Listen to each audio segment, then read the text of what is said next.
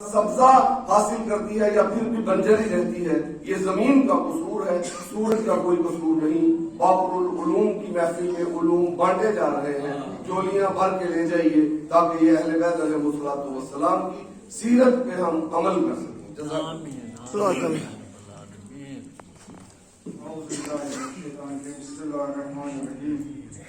قل یا عباد الذین اسرفوا علی انفسهم لا تقنطوا من رحمت اللہ ان اللہ یغفر الذنوب جميعا انه هو الغفور الرحیم۔ صلوات اللہم صل علی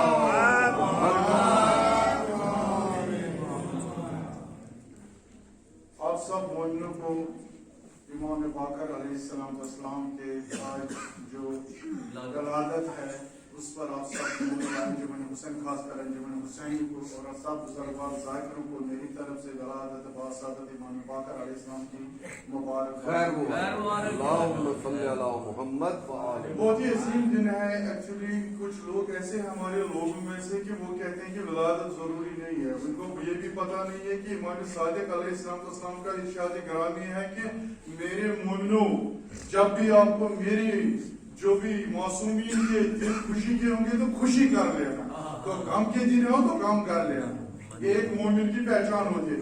برابر ویسے ہی جب مصیبت کے دن ہوتے ہیں جس طرح آپ بیٹھتے ہیں ویسے ہی ولادت کی خوشی بھی کرنے، اسی کو کہتے ہیں جو شیعان امیر المومنین علی ابن ابی طالب علیہ السلام، یعنی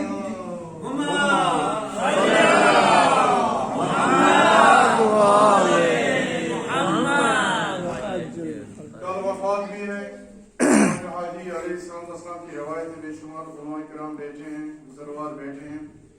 میں اس پر تو ابھی امام باقر علیہ السلام کی فضائل تو بہت ہے، ابھی ہمارے مولانا صاحب ہیں جو آغا سعید صاحب، تو وہ بھی